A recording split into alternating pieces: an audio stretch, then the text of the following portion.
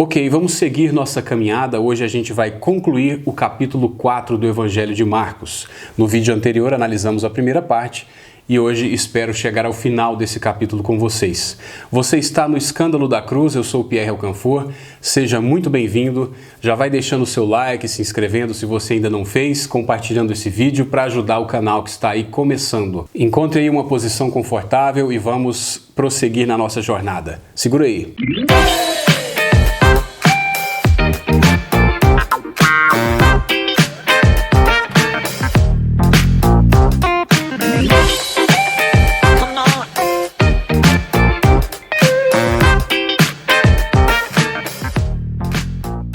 A próxima parábola que vamos analisar é a parábola da semente.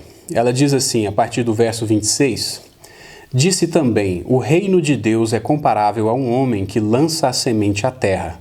Quer esteja ele dormindo à noite, quer acordado de dia, a semente acaba brotando e crescendo, sem ele saber como. A terra produz o grão por si mesma, primeiro a planta, depois a espiga e por último o grão que enche a espiga. Mas assim que o grão amadurece, o homem logo lhe passa a foice, porque chegou a colheita. Continuamos então com essa figura da plantação, da semeadura, que é uma realidade muito familiar, muito comum daqueles que estão ouvindo. Se na parábola do semeador, que analisamos no vídeo anterior, existe um foco na questão da qualidade do solo, aqui existe uma ênfase na questão da soberania divina em todo esse processo. O agricultor não sabe exatamente como se dá esse processo, como a planta cresce, como ela se desenvolve, ele não sabe nada disso. O que ele faz é apenas lançar a semente e confiar e aguardar. Essa é uma parábola muito interessante. Vamos pegar aqui o nosso canal, por exemplo. Eu tenho lançado aí essa mensagem do Evangelho, mas eu não tenho a menor ideia de como isso reverbera aí no seu coração. Eu não sei como isso está interagindo com você, como isso está transformando a sua vida ou não.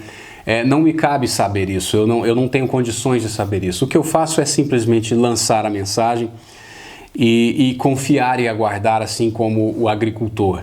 Então, o ministro do Evangelho, ele é esse que deve agir nessa confiança do agricultor, que embora não entenda exatamente como o processo ocorre, ele lança a semente. Ele dorme e acorda acreditando naquele que é o responsável pelo crescimento da semente. Sem entender, ele espera e confia. Agora existe um outro aspecto dessa parábola que a gente não pode deixar de fora. Todo esse processo da semeadura, da germinação, do crescimento, do amadurecimento, dos frutos, todo esse processo, ele conduz a um dia específico, que é o dia da colheita. Diferentemente das filosofias orientais que têm uma visão circular da história, a história anda de forma circular, a visão bíblica é de uma história linear. Então toda a história conduz a um dia específico. Esse é o aspecto futuro, o aspecto escatológico. Não sei se você se lembra, tratamos disso em vídeos anteriores. A escatologia diz respeito ao fim dos tempos, às últimas coisas. Então a visão bíblica apresenta uma história que vai caminhando de forma linear e culmina com a manifestação, a consumação do reino de Deus. Então essa parábola aponta para o dia da colheita. Todo esse crescimento, todo o desenvolvimento ocorre até o dia da colheita. Veja, por exemplo, Jesus sendo apresentado como o ceifeiro apocalíptico por João, ali em Apocalipse capítulo 14, os versos 14 a 16. Leia comigo. Olhei e vi uma nuvem branca diante de mim, e sobre a nuvem estava assentado alguém semelhante a um filho de homem, com uma coroa de ouro sobre a cabeça e uma foice afiada na mão. Então outro anjo saiu do santuário e clamava em alta voz ao que estava assentado sobre a nuvem: passa a tua foice e ceifa, porque o tempo de ceifar chegou, pois a terra já está madura para a colheita. Assim, aquele que estava assentado sobre a nuvem passou sua foice pela terra, e a terra foi ceifada. Mais adiante nesse capítulo, você vai ver uma outra ceifa, uma outra colheita. E a melhor maneira de se entender isso, embora Apocalipse seja um livro bastante controverso, e você vai ter divergência entre teólogos, sempre na interpretação do livro de Apocalipse, mas a melhor maneira de se compreender esse capítulo de Apocalipse é você entender que aqui há duas ceifas, a ceifa do trigo e a ceifa do joio. E se você quiser se aprofundar mais, se você tiver curiosidade, então eu sugiro que você leia esse capítulo de Apocalipse, o capítulo 14, em consonância com Mateus capítulo 13, especificamente o verso 30. Mas não vamos ter tempo de trabalhar essa questão aqui nesse vídeo. Então fica a sugestão de você ler esse capítulo 14 de Apocalipse, comparando com o que foi escrito ali em Mateus capítulo 13, especificamente verso 30, e ver essas duas ceifas acontecendo aqui em Apocalipse. Mas vamos lá. Então esse dia da colheita apresenta o reino de Deus em toda a sua plenitude, é a consumação do reino, o momento da ceifa. Então essa parábola sim diz que o reino de Deus vai crescendo e se desenvolvendo até culminar, até esse dia da colheita em que ele se manifesta em toda a sua plenitude. O que se desenvolve e o que cresce nesse meio tempo é a obra salvífica e a santificação daqueles que se abrigam aos pés de Cristo, né? Então tudo isso ainda está em andamento até esse dia da colheita. Eu quero ler com você, então, duas passagens que apontam para essa questão da confiança, da esperança e da paciência em todo esse processo da semeadura. Então veja comigo. Essa tão conhecida passagem que está lá em Filipenses capítulo 1, verso 6, diz o seguinte: "Estou certo disto, aquele que começou a boa obra em vós, irá aperfeiçoá-la até o dia de Cristo Jesus." Veja também em Tiago, capítulo 5, verso 7. "Portanto, irmãos, sede pacientes até a vinda do Senhor. O lavrador espera o precioso fruto da terra, aguardando-o com paciência, até que receba as primeiras e as últimas chuvas. Sede vós também pacientes, fortalecei o coração, porque a vinda do Senhor está próxima." Vamos ver a última parábola desse capítulo, que é a parábola do grão de mostarda. A partir do verso 30, disse ainda: "A que compararemos o reino de Deus? Ou com que parábola o representaremos? É como um grão de mostarda, que ao ser semeado na terra, é a menor de todas as sementes. Mas uma vez semeado, cresce, torna-se a maior de todas as hortaliças, e estende grandes ramos, de tal modo que as aves do céu podem aninhar-se à sua sombra." Vamos começar esclarecendo que a semente de mostarda é a menor no contexto das pessoas que estão envolvidas nessa conversação. Não se trata de você buscar nos anais de botânica se existe uma semente menor. A questão é que das sementes conhecidas, das sementes familiares, trabalhadas, plantadas por aquele povo, a semente de mostarda é a menor. É como se a gente estivesse, por exemplo, num grupo e alguém quisesse pular um muro e você falasse assim: "Bom, eu sou o mais leve, então você me levanta aqui que eu consigo pular o muro e eu jogo a corda depois para vocês." E alguém no grupo dissesse: Não, você cometeu um equívoco. Existe alguém mais leve do que você lá no Paquistão." A semente de mostarda, então, ela não é a menor semente do mundo, né? Mas ela é sim a menor semente do contexto que está sendo trabalhado aqui. É preciso sempre levar em consideração a proposta do texto. Mas a questão aqui é que essa semente minúscula, insignificante, ela se torna uma grande árvore. Ela pode chegar aí a mais de 5 metros de altura.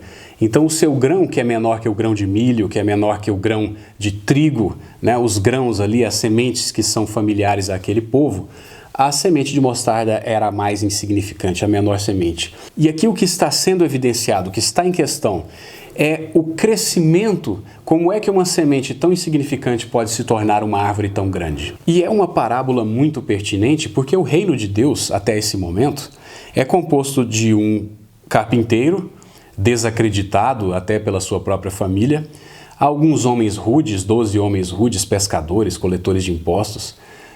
Então é muito difícil você imaginar que um reino que comece assim de uma forma tão humilde e tão reduzida possa de fato alcançar toda a terra. E o que essa parábola faz é lançar esperança, confiança no coração daqueles que estão envolvidos nesse início da proclamação do reino de Deus, da chegada do reino de Deus. Então, é como se dissesse, da mesma forma que essa semente minúscula se torna uma grande árvore, o reino de Deus começa de forma imperceptível, mas se torna também uma grande árvore, ele alcança toda a terra. E hoje, olhando para trás, né, do ponto de vista favorável que temos, nós podemos ver como esse reino cresceu já e pessoas de todo o mundo, de todas as raças, conseguem encontrar abrigo, refúgio, sob a sombra dessa grande árvore que é o Evangelho. Cristo talvez tivesse em mente aqui uma parábola que está registrada lá em Ezequiel, capítulo 17, mais especificamente no verso 23. Essa parábola trata da soberania de Deus que levanta governantes, derruba governantes de acordo com o seu propósito. Ali fala que Deus tirará um raminho, um broto de uma árvore e o plantará no alto de uma montanha. Essa expressão broto, renovo, ramo, ela frequentemente se aplica a governantes, mas a aplicação mais surpreendente é relacionada ao Messias, esse governante da linhagem de Davi que estabelece um reino eterno. Então, nessa parábola também nós temos expressões muito parecidas com essa que Jesus trouxe aqui no capítulo 4 do Evangelho de Marcos. Vamos dar uma olhada lá. No verso 23 do capítulo 17, nós lemos assim: Eu o plantarei no monte alto de Israel. Ele produzirá ramos, dará fruto e se tornará um cedro viçoso. Aves de todo tipo habitarão debaixo dele. Elas habitarão à sombra dos seus galhos. Assim todas as árvores do campo saberão que eu, o Senhor, abati a árvore alta, elevei a árvore baixa, sequei a árvore verde e fiz reverdecer a árvore seca. Eu, o Senhor, disse e farei essas coisas. Veja como essa parábola coloca a soberania de Deus no centro e mostra como esse reino que começou de forma imperceptível, quer essa parábola de Ezequiel se aplique ao reino imediato do contexto em que o profeta falou, quer essa parábola se aplique ao Messias ou ambos, porque as profecias têm esse aspecto imediato e um aspecto mais longínquo, né? É normal a gente encontrar isso em profecias, mas o fato é que Deus, ele é soberano para transformar algo imperceptível, para transformar esse broto, esse renovo, esse raminho novo que surge em uma árvore muito grande. Sob essa árvore, aves de todo tipo podem se aninhar. Eu não quero que você confunda aves aqui com as aves lá da parábola do semeador, que se referia a espíritos malignos. Aqui a única questão que está em jogo é a magnitude, a imponência dessa árvore e como é impressionante o crescimento dessa semente minúscula até essa grande árvore que agora é capaz de aninhar aves de todo tipo. Então veja como essa parábola tinha o objetivo de lançar uma esperança, uma confiança no coração dos discípulos, porque esses discípulos seriam ordenados a pregar o Evangelho a toda criatura, a contribuir com o crescimento do reino de Deus. Imagine você essas pessoas já no primeiro século sendo perseguidas pelo poderoso Império Romano. Então você tem pessoas reduzidas, pescadores, pessoas rudes, sendo perseguidas pelo Império Romano, sendo perseguidas pelos judeus mais radicais da época. Não parecia que esse reino alcançaria a terra toda. Era muito improvável que isso acontecesse se não fosse a soberania de Deus, se não fosse o Deus que eleva a árvore baixa e reduz a árvore alta, que seca a árvore verde, né? O Deus soberano que conduz todo o processo. Então o que Cristo está dizendo tenham confiança que da mesma forma que a semente de mostarda insignificante se torna essa grande árvore, o reino de Deus que começa agora de forma imperceptível vai se tornar uma grande árvore, vai alcançar toda a terra. Mas vamos caminhar. Eu quero analisar os versos 33 e 34 do nosso capítulo 4 do Evangelho de Marcos, porque aqui tem um aspecto bastante interessante. Veja comigo. E dirigia-lhes a palavra com muitas outras parábolas como essas, conforme conseguiam compreender. E não lhes ensinava sem usar parábolas, mas explicava tudo a seus discípulos em particular. É comum ouvirmos de pessoas ligadas a algumas sociedades iniciáticas, esotéricas, uma seguinte compreensão.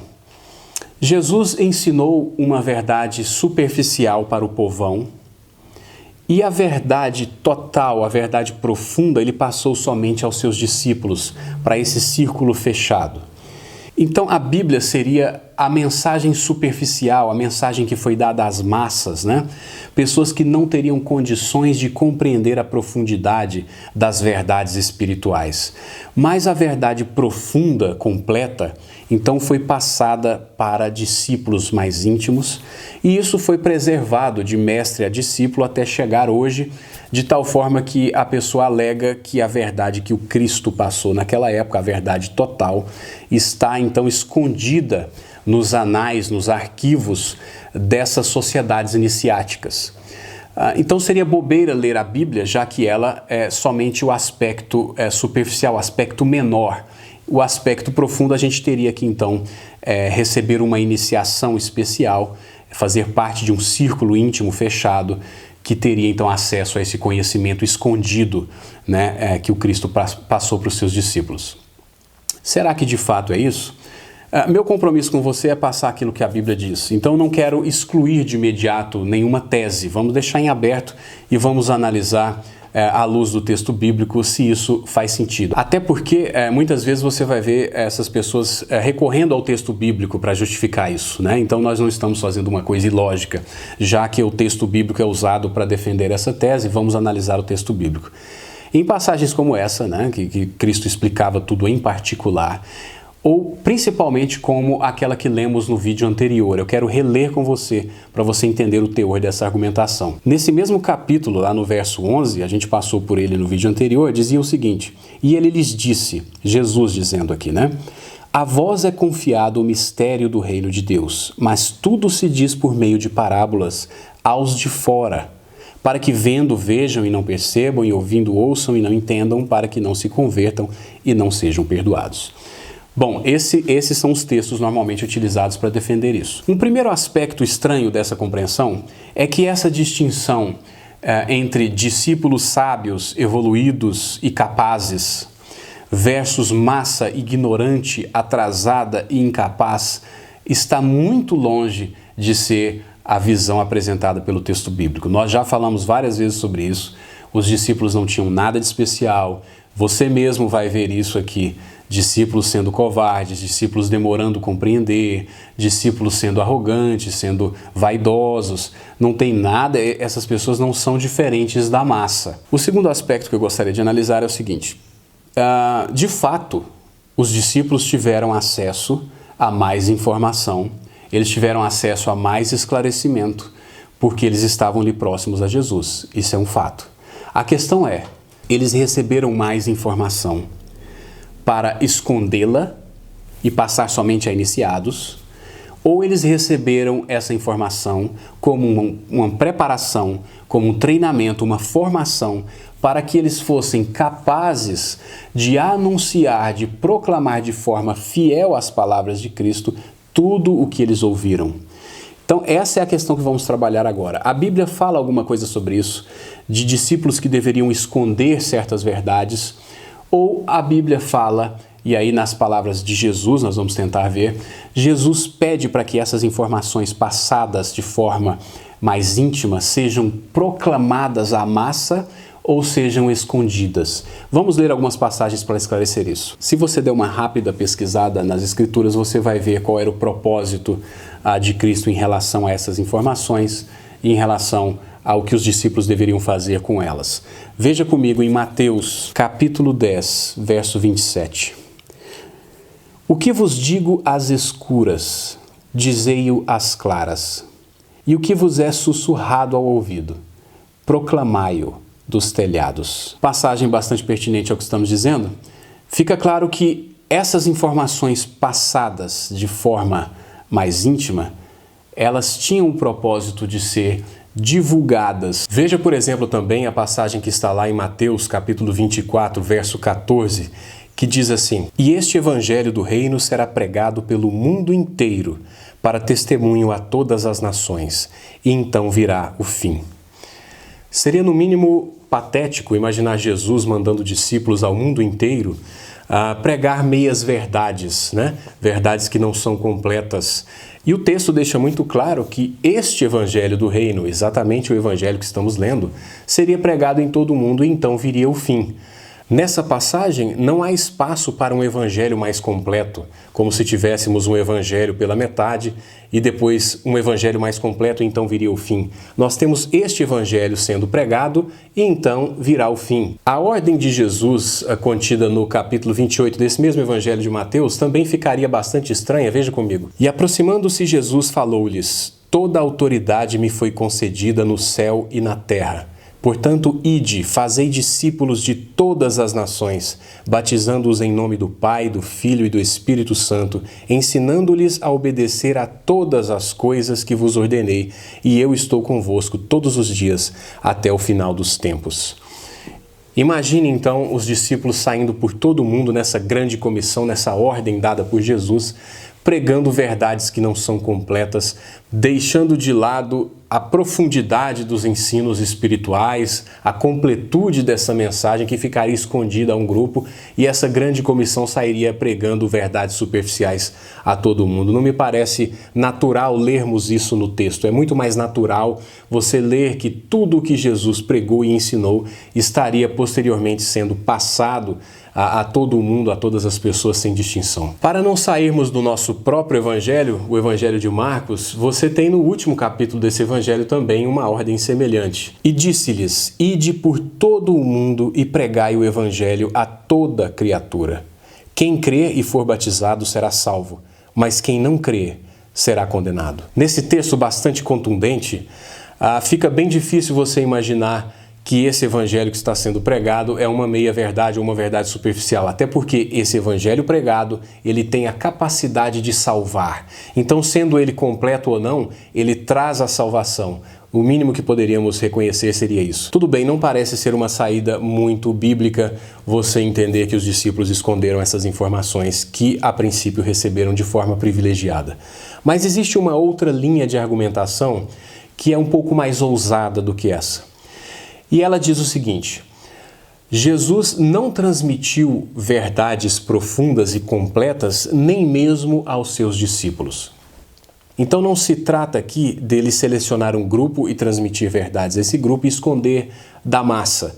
Esse argumento que eu quero apresentar a vocês também é muito comum e ele usa uma passagem que está lá em João capítulo 16. E normalmente se lê apenas o verso 12 desse capítulo, deixando de lado o complemento que vem logo a seguir no verso 13. Essa argumentação está baseada na compreensão de que a humanidade naquele momento histórico não tinha maturidade ou evolução suficiente para receber toda a verdade do Cristo. Então Cristo não passou tudo o que ele poderia passar, porque as pessoas não teriam condições de suportar, de compreender.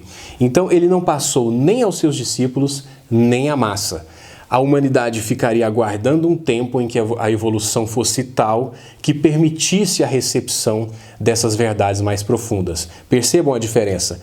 No argumento anterior, ele passa aos discípulos, mas não passa à massa. E os discípulos passam então somente a círculos fechados e iniciáticos. Nesse novo argumento, ele não passa a ninguém, porque a humanidade como um todo, as pessoas como um todo, não teriam condições de receber. Então a humanidade aguarda a evolução, quando chega em determinado momento, então agora novas verdades são recebidas. Esse argumento é muito usado para justificar o surgimento de seitas e de novas doutrinas. Normalmente se diz isso: naquele tempo não era possível saber, mas agora nós somos capazes de saber. Então vamos ler a passagem que normalmente é utilizada para defender essa ideia e você pode chegar às suas próprias conclusões. Veja lá em João capítulo 16, o verso 12 diz assim: ainda tenho muito que vos dizer, mas não podeis suportá-lo agora. Esse trecho é muito usado, né? Então Jesus tinha muito a dizer, mas as pessoas não iam suportar o que ele iria dizer. Então Jesus não disse. Mas o que ele queria dizer, mas não podia, está presente nessas sociedades iniciáticas, mas não está presente na Bíblia.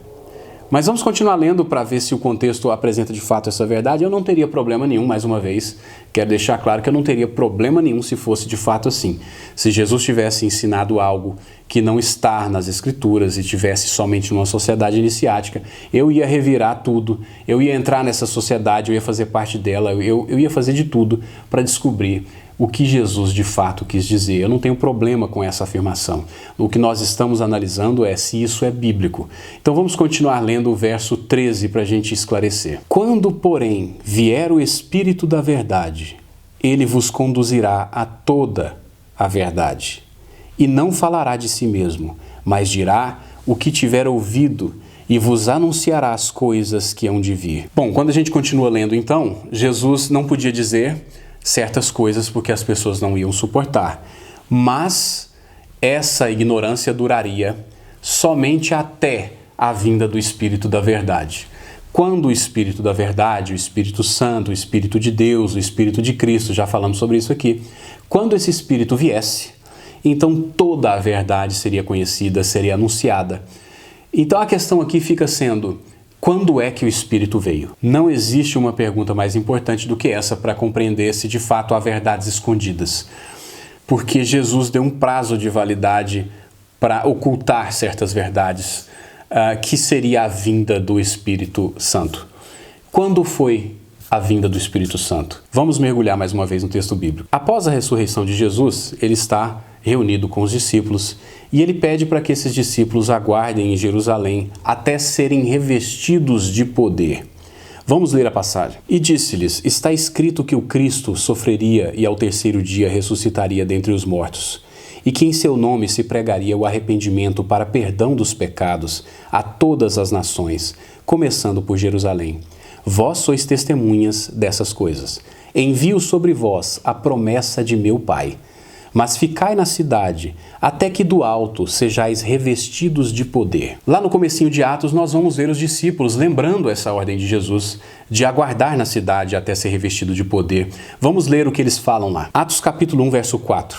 Enquanto participava de uma refeição com eles, ordenou-lhes que não se ausentassem de Jerusalém, mas que esperassem a promessa do Pai, a qual disse ele: de mim ouvistes. Porque, na verdade, João batizou com água, mas vós sereis batizados com o Espírito Santo dentro de poucos dias. Então temos aqui esse cenário. Jesus orientando, ordenando que os discípulos esperassem em Jerusalém até que a promessa do Pai fosse enviada, até que eles fossem revestidos de poder, ou até que eles fossem batizados com o Espírito Santo, até que eles recebessem esse Espírito que seria mandado pelo Cristo. Em outras passagens, Cristo dizia que se ele não fosse, ele não poderia mandar o Espírito Santo. Mas vamos ver quando é que de fato esse Espírito veio. No próximo capítulo do livro de Atos, nós já vamos ver o cumprimento dessas palavras. Quero que você me acompanhe. Lá no capítulo 2, a partir do verso 1, temos o seguinte: ao chegar o dia de Pentecostes, todos estavam reunidos no mesmo lugar. De repente veio do céu um som como o de um vento impetuoso e encheu toda a casa onde estavam sentados. E apareceram umas línguas como de fogo, distribuídas entre eles. E sobre cada um pousou uma. Todos ficaram cheios do Espírito Santo e começaram a falar em outras línguas, conforme o Espírito lhes concedia que falassem. Havia pessoas de todas as partes reunidas ali, e nesse momento elas ouviam os discípulos falando na sua própria língua. E algumas pessoas chegaram a dizer que esses discípulos estavam embriagados. Então Pedro se levanta e vai explicar o que está acontecendo. Veja o que ele diz. A partir do verso 15: esses homens não estão embriagados, como pensais, visto que é apenas a terceira hora do dia. Mas isto é o que havia sido falado pelo profeta Joel. E acontecerá nos últimos dias, diz o Senhor, que derramarei do meu espírito sobre todas as pessoas. E os vossos filhos e as vossas filhas profetizarão. Os vossos jovens terão visões. Os vossos velhos terão sonhos.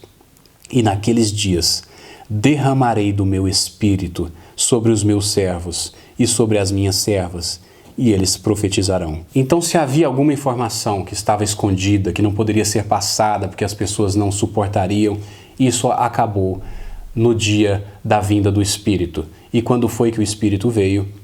50 dias após a Páscoa, 50 dias após a ressurreição, ou 10 dias após a ascensão de Jesus. Vamos encerrar nosso vídeo lendo a última porção do capítulo 4. A partir do verso 35. Tarde naquele dia, Jesus lhes disse: passemos para o outro lado. E deixando a multidão, eles o levaram consigo no barco, assim como estava. Outros barcos o seguiam. Levantou-se então um grande vendaval e as ondas arremessavam-se contra o barco, de modo que ele já estava inundando. Jesus, porém, estava na popa, dormindo sobre uma almofada. Os discípulos o despertaram e lhe perguntaram: Mestre, não te importas que pereçamos? E levantando-se, ele repreendeu o vento e disse ao mar: Cala-te, aquieta-te. E o vento cessou, e fez-se grande calmaria. Então lhes perguntou: Por que estáis tão amedrontados? Ainda não tendes fé? Eles ficaram apavorados e diziam uns aos outros: Quem é este que até o vento e o mar lhe obedecem? Os milagres de Jesus estão agrupados nessa parte inicial do Evangelho de Marcos e poderiam ser divididos da seguinte maneira: poder de Cristo sobre os demônios, poder de Cristo sobre as enfermidades e poder de Cristo sobre a natureza. E o objetivo de todos esses milagres, já vimos antes, era revelar a identidade de Cristo, para que tivéssemos fé no seu nome. Tanto é que a partir do capítulo 8 do Evangelho de Marcos, quando Pedro anuncia a verdadeira identidade de Jesus, Jesus começa a falar sobre a sua morte, sobre a necessidade da sua morte, sobre o milagre maior que ele veio realizar, o milagre da salvação dos pecadores, o milagre da cruz, o milagre salvífico daquele que deu a sua vida e tomou sobre ele toda a nossa desgraça, pudesse então de fato acontecer com a nossa consciência de quem ele é e do que ele veio fazer. Outra coisa, quem foi que conduziu essas pessoas, esses discípulos, até a tempestade? Foi o diabo? Não, não foi o diabo. O próprio Cristo conduziu essas pessoas até a tempestade. Então eu não quero que você seja simplista e diga que todas as dificuldades são presença ou ação do diabo na sua vida. No comentário que já citamos aqui do Dr. Carson, nós temos uma informação muito interessante lá, uma reflexão muito interessante.